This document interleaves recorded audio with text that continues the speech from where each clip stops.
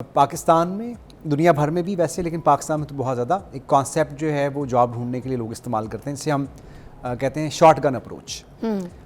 Short gun approach का मतलब है कि दरख्त पे चिड़ियाँ बहुत सारी बैठी हुई हैं और आपने छरों वाली एक बंदूक पकड़ी, या वो पुराने ज़माने में एक जिसमें बहुत सारे कारतूस होते थे, तो आपने उसके ऊपर चला दिया दरख्त पे, तो कोई चिड़ी तो मरेगी ना। तो ये है शॉर्ट गन अप्रोच। मुझे लगा किसी की कनपट्टी पे बंदूक रख के बोलना है कि मुझे नौकरी अभी हल्ले देना है ना। दूसरी अप्रोच जो है उसे कहते हैं स्नाइपर अप्रोच, कि आपने एक टारगेट किया कि ये मेरी जॉब है, जो मेरी आइडियल जॉब है, मुझे इसमें इतने पैसे मिलेंगे, ये मेरा स्किल सेट है, तो मैं इसको टारगेट करके प्लान करके उसको अप्लाई करता हूँ। ठीक। तो मुझे लगता है कि जॉब इसलिए नहीं मिलती कि लोग अमूमन जो है वो शॉर्ट गन पकड़ के बैठे होते हैं, दरख्त पे चिड़ियाँ मारने के लिए वो किसी भी जगह अप्लाई कर देते हैं और फिर उनको डिमोटिवेट फील करते हैं कि यार मुझे तो जॉब नहीं मिली। मगर फराज साहब तैयारी तो करते हैं, सीवी बनाते हैं, पढ़ाई भी करते हैं, डिग्री भी होती है, ये सारी चीज़ें उनके पास होती हैं, उसके बावजूद फिर जाके अप्लाई करते हैं ना, फिर भी जॉब नहीं मिलती। क्यों नहीं मिलती? देखें, बिल्कुल सही कहा आपने। अक्सर लोग जो ऐसा करते हैं, सीवी बनाएंगे, उसके बाद उसकी तैयारी करेंगे, इंटरव्यू की तैयारी करेंगे, जॉब के मुताबिक अपनी स्किल्स जो हैं उनको पहले से अपने आप को ट्रेन करेंगे, उनको जॉब ज़रूर मिलती है। इस तरह आपने स्टेप बाय स्टेप सारे जो है स्टेप्स बताए, लेकिन अगर कोई स्टूडेंट या कोई जो है प्रोफेशनल इन स्टेप्स को फॉलो नहीं करता और सिर्फ जो है, आजकल आपको पता है लिंक्डइन का दौर है, ऑटोमेटेड जॉब्स हैं, कंपनियों की वेबसाइट्स पे जॉब्स आ रही होती हैं।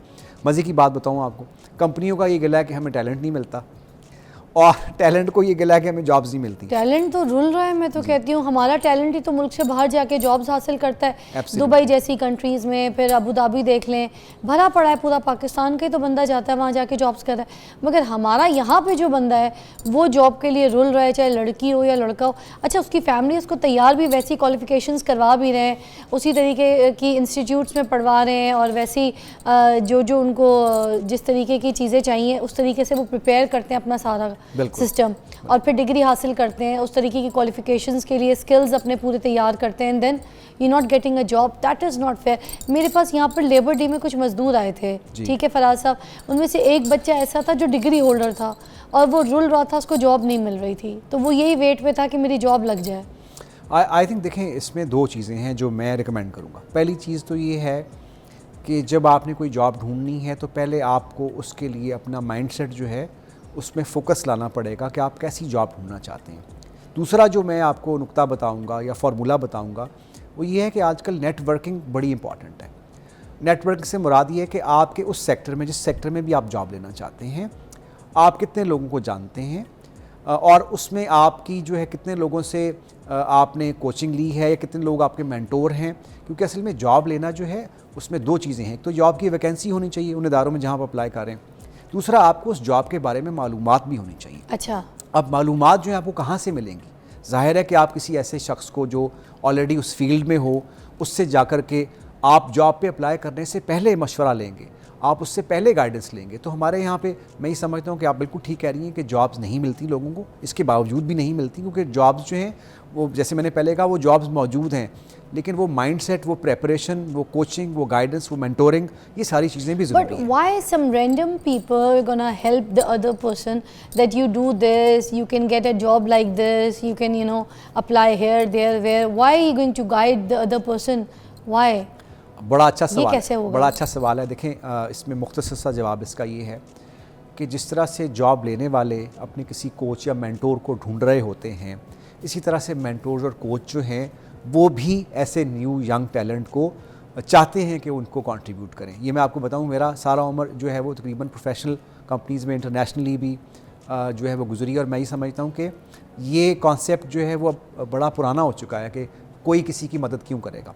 लोग मदद करना चाहते हैं। लोग जो, जिस तरह भी आपने जिक्र किया कि जो है वो पढ़ा लिखा नौजवान था, उसको मजदूरी की वो जो कर रहा था, उसको जॉब नहीं मिल रही थी, तो आप सोचें कि आपके दिल में अभी तक वो है वो बात ना।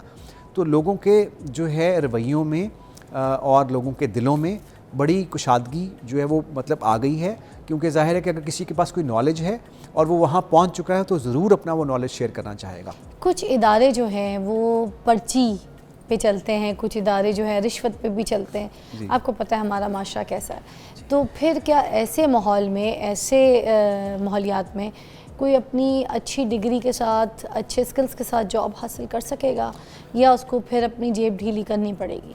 देखिए, इसका बड़ा मैं आपको सादा सा जवाब दूँ। जिस तेज़ी से ज़माना बदल रहा है, डिजिटलाइजेशन आ गई है, आर्टिफिशियल इंटेलिजेंस का दौर है, और अब वो बात जो है वो आहिस्ता आहिस्ता पर्ची की नौकरी ढूंढने वाली, वो मुझे लगता है कि वो आहिस्ता आहिस्ता ख़त्म हो जाएगी। उसकी वजह ये है कि जो जॉब्स हैं उनमें स्किल्स चाहिए।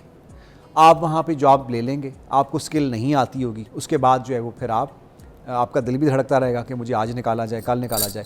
तो मेरा मशवरा ये है कि आप लाखों रुपए ज़ाया करके या हज़ारों रुपए ज़ाया करके किसी गलत आदमी को पर्ची की या पैसे की या उस तरह से जॉब हासिल करके बाद में जो आपने जो स्ट्रेस लेना है, तो आप उसी पैसे से अपनी स्किल्स को इम्प्रूव करें। वो जो है वो आपने बजाय ऐसे बंदे ढूंढें जो पर्ची से आपका काम करवाते हैं, आप ऐसे मेंटोर्स को ढूंढें, आप ऐसे कोचेज़ को ढूंढें जो आपको कोच कर सकें, जो आपको गाइड कर सकें।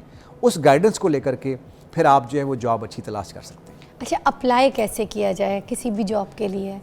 अच्छा, अप्लाई करने के लिए ना 2 ही चैनल्स होते हैं।